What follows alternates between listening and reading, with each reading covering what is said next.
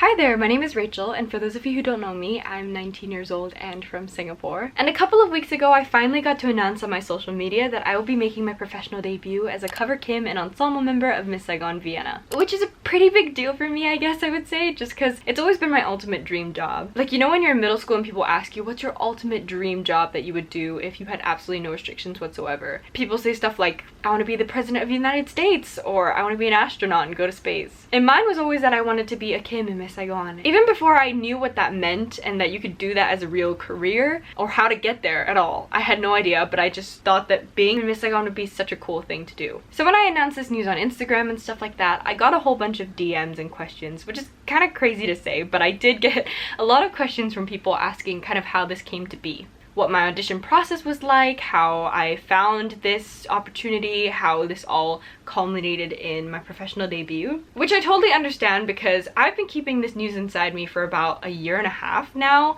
I was actually 17 when I auditioned for and got cast in this show, and now I'm almost 20. So thanks for that, COVID. So I've always known kind of how this happened for me and how it culminated in this, but I guess for other people it's sort of out of nowhere, and so I thought I would sit down and make like a little chit-chatty video. I also put one of those little boxes on my Instagram asking for questions, and I did get quite a few good questions, so I'm just gonna go through everything. Someone even said like, please just tell the whole unfiltered story, and obviously I would if I could, but this video would be like 3 hours long, so I'm going to leave out some of the details obviously, and I think maybe when I'm over there in Vienna and I can sit down with a few of my castmates and make a video about how they all got cast in Saigon and the industry and the process and everything, that would be really interesting. But today is sort of just like a catch-up, a little chit-chatty catch-up about how everything happened. So just to get you guys up to speed, we were actually supposed to open in 2020, but obviously because of COVID we got pushed back. So our new date for premiere is December 3rd, 2021, and we open for previews in November. If you guys want more information about everything, I will link the description for the show and tickets and all that down below so you can check it out for yourselves. So like I said before, I was 17 when I auditioned for and got cast in the show, and it was a little bit heartbreaking to get postponed because it was a lot of waiting, it was a lot of wondering whether we would actually be able to do it, a lot of uncertainty. I think at one point I was even like 2 weeks to leaving, and I had all of my flights booked, everything was like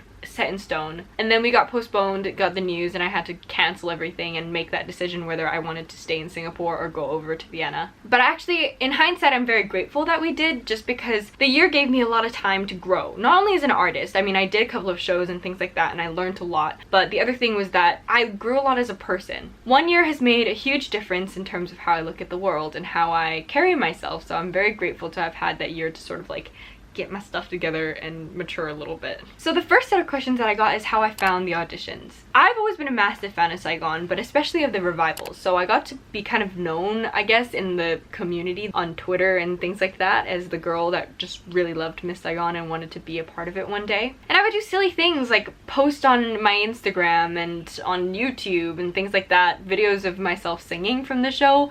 Please do not look them up, they're not very good.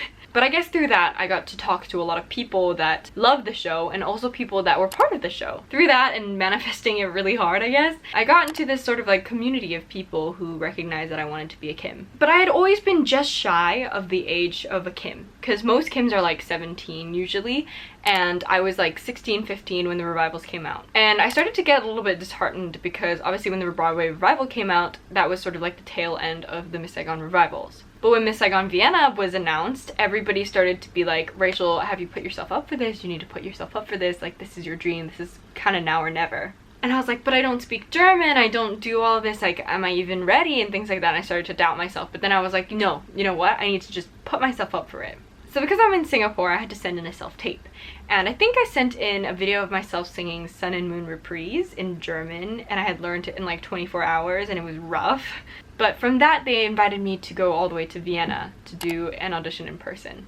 So I was sent the material for Kim and the material for ensemble women, and I had to learn all of it in German. I think it was like 6 songs in German, and I had about a month to prepare. I have never spoken German before in my life, so auditioning for this was kind of scary, I'm not gonna lie. I didn't really know what I was doing, but I did have the wonderful guidance of Maria Graciano, who is a Miss Saigon alumni, and she speaks German, so very luckily she ended up being in Singapore during the same month that I was preparing to go overseas to audition for this, and she was able to bring me through it all like phonetically and also guide me on what I might need to know before I went. Because Miss Saigon was my first professional audition.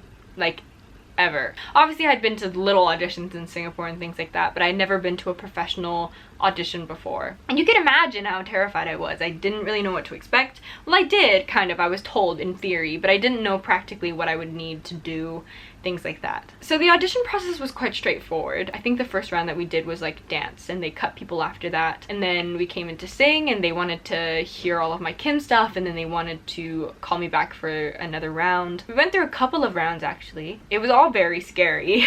Everybody in the room was so beautiful and gorgeous and professional, and I was this like 17-year-old who was kind of like looking around terrified, kind of like Kim in the first act. I felt a lot of like imposter syndrome as to why I was there, but I just had to trust in my gut and know that I was there for a reason and that I was just gonna put my best foot forward, because obviously I earned my place there and I wanted to be there. Yeah, and the final round was I had to come in, I sang everything, and they also had like measured us and things like that in case we booked the job so that they could make our costumes. Overall, it was a crazy experience, like one that I think I'll remember forever, but I also don't remember at all because it was kind of like a fever dream. I'm very grateful to have even done it, because honestly when I went there, I went with the intention of just treating it as like an audition workshop, but with stakes, I guess. I was like, if something comes out of this, that's great, but if not, I would have learned so much about a multi-day audition process and like coming back for callbacks and things like that. So yeah, that's kind of like the brief overview of what I did for my auditions. If you have more questions and stuff, maybe I'll do like a further more in-depth video about that with my castmates or something in the future. So you should subscribe, because I'm gonna be trying to make content when I'm in Vienna.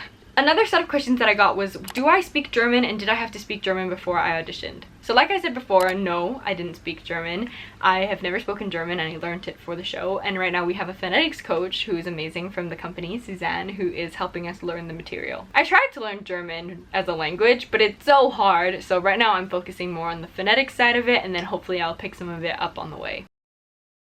So the last question that I want to answer is, what are you most excited for? And I mean, there's so many things to be excited for about this. I'm excited to do the show. I mean, this has been my dream for a very, very long time, as I've said before, and just getting to play and be in the world of Miss Saigon and do it every night and tell the story is what I'm most excited for, because it's just something that has resonated with me for a long time, and I've obviously felt deeply connected to the show, being so like nostalgic about it being my favorite musical and seeing it on Broadway for the first time and things like that, and getting to be up there on stage I think is going to be a very, very special experience, and I'm so excited. The next thing that I'm very excited for is to be part of this incredible company. All companies of Miss Saigon are obviously extremely diverse and rich in culture, and this company especially has such amazing people part of it. So there's people from like Singapore, people from Hong Kong, the Philippines, and obviously Europe, and this is just a great opportunity to get to know people and be part of like a family. So I'm very, very excited to meet everyone and get started and play with them and be on stage and have fun. And the last thing I'm very excited about is to be there in Vienna and get to live there for a whole year.